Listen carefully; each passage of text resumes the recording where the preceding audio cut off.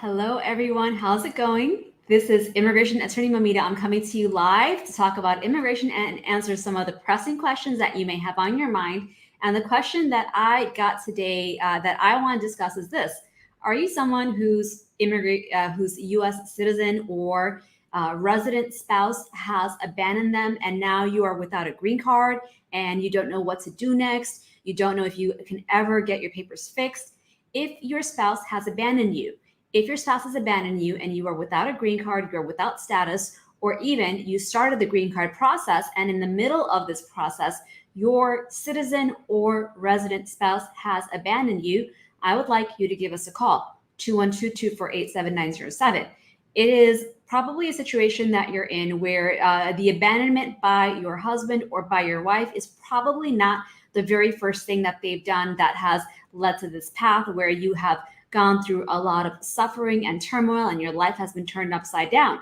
But now that your spouse is gone, you definitely need to take some action to make sure you understand what your legal rights are.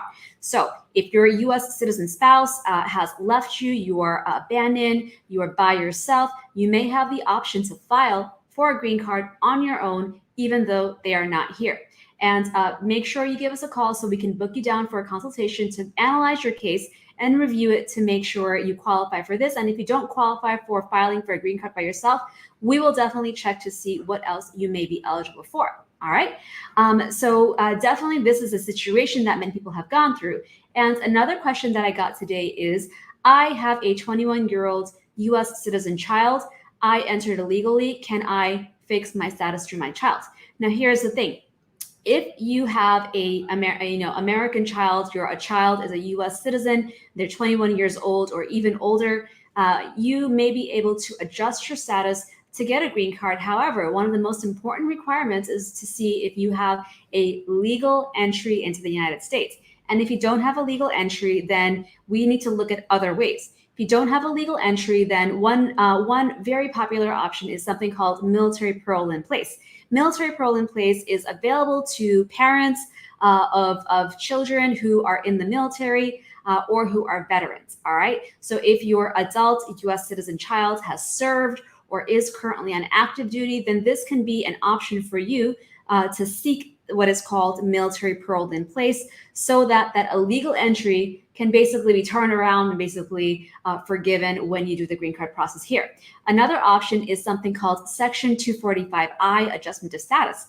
And this is for people who have had applications for green cards or for even like a work green card application filed in the past, a very long time ago, by a family member or by an employer.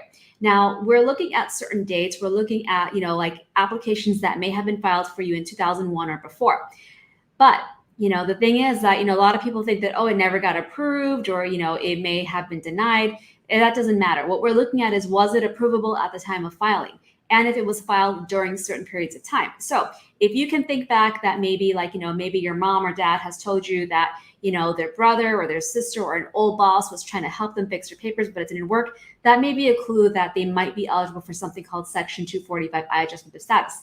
Now, what happens if you, as the mother or the father, you have an adult US citizen child, but you have multiple illegal entries, or you have other problems such as a deportation order or an expedited order of removal? If you have these more complicated immigration issues, then military parole in place and Section 245I will not actually help. And we need to look at other forms of trying to fix your status. Now, one thing that I like to look at for every parent is this. There's VAWA that is available for parents as well. And VAWA applies for parents, like it sounds probably extreme, but you would be surprised at how common it is. So, if you have kids who are mistreating you, disrespecting you, sometimes they're hurting you physically or controlling you, making you pay for everything, making you, even we have kids who have threatened their parents with deportation or just mistreated them in many other ways. These could be signs that the parent qualifies for self-petition themselves. and they would be eligible to also do a work permit as well.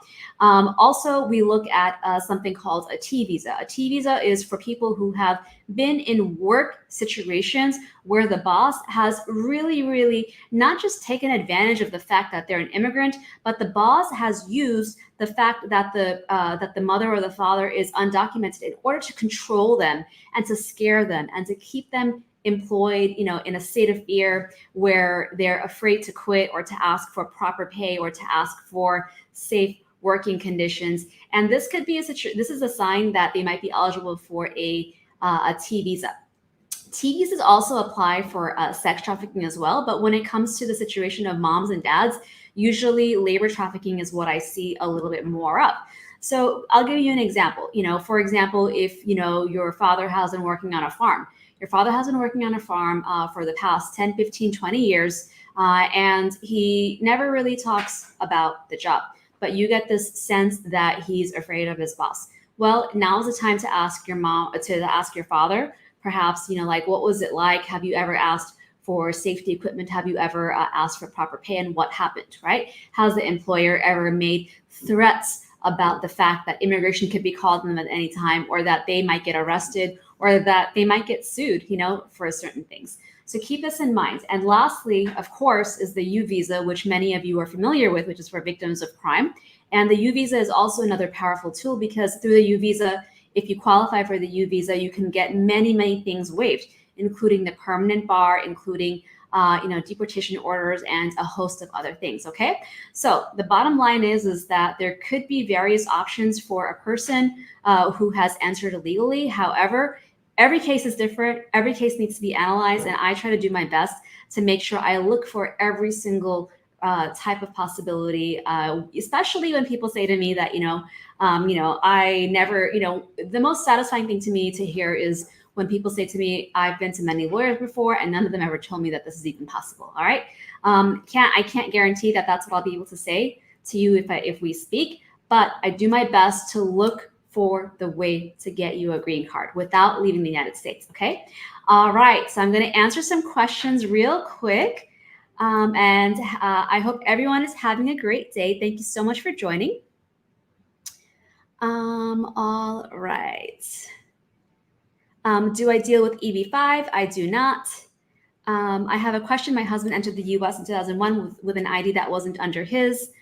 All right. Well, that's it. Anna, I don't see the rest of your question, but your question, okay. So, and he was 14 when he used that ID. So Anna, and everyone else who's listening, if you are, especially if you're married to a US citizen, or you have, like a child who's able to sponsor you, who's 21, and you tell people that you entered illegally, but in reality, you entered with the ID of somebody else, this is actually considered a legal entry. However, the one thing to be careful about is, was the ID, did you enter, if you entered with a US passport or a US birth certificate, that is a different problem, which will not allow you to fix. However, if you used somebody else's foreign passport, if you use the fake visa, these sort of things, then that's actually considered you are still allowed into the country with some inspection.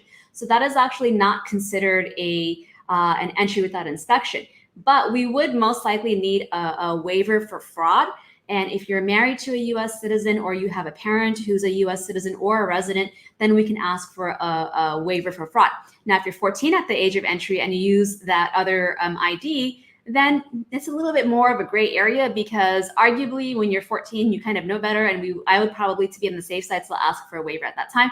So give us a call, Anna, 212-248-7907. This is definitely a situation that I have dealt with before. I've had approved cases where people have entered with fake passports. We asked for a waiver. I've consulted with somebody even yesterday who entered many years ago, and despite having gone through the other legal processes with other lawyers, nobody had ever told them that a waiver was possible in their case.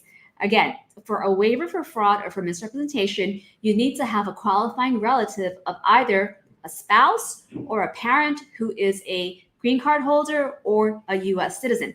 And if you have this, then there's a lot of possibility that may open up to you.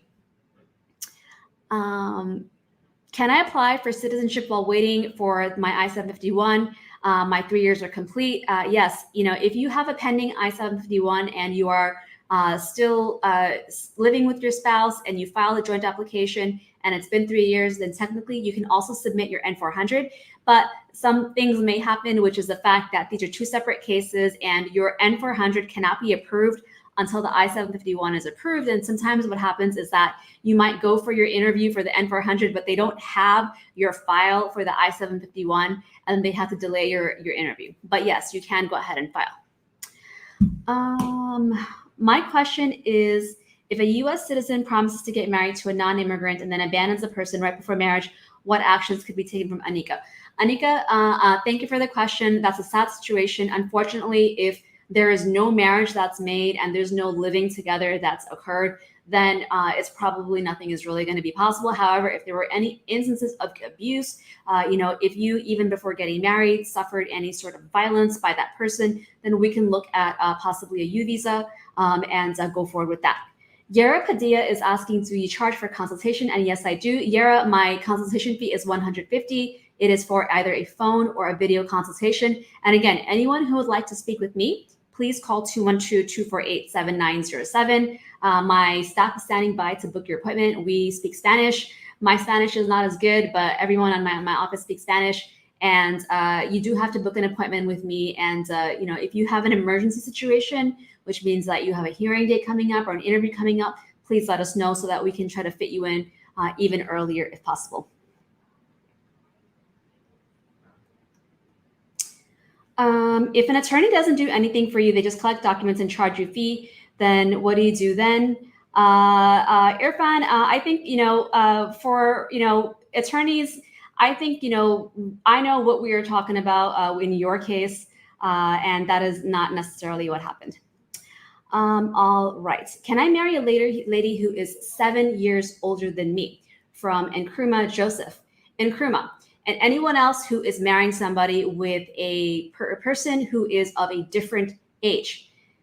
It doesn't matter what the age is. However, if you're, what I have seen is that when there's a significant age difference, your case is going to get a little bit more scrutiny. So you really need to make sure that you have done the work that you need to do to make sure that your marriage is solid, to make sure that you have the right documentation, and that you're well prepared for your interview. So even though it is true that just because your spouse is a little bit older by 5-10 years, it's going to get a little bit more attention, it does not necessarily mean that you can't get married to them, because love is love, right? Love is love. And it is not immigration's job to judge whether you have a good marriage just because the age is not right. But you still have to be able to answer questions about each other. You still have to share a life together, and you still have to show evidence of sharing a life together.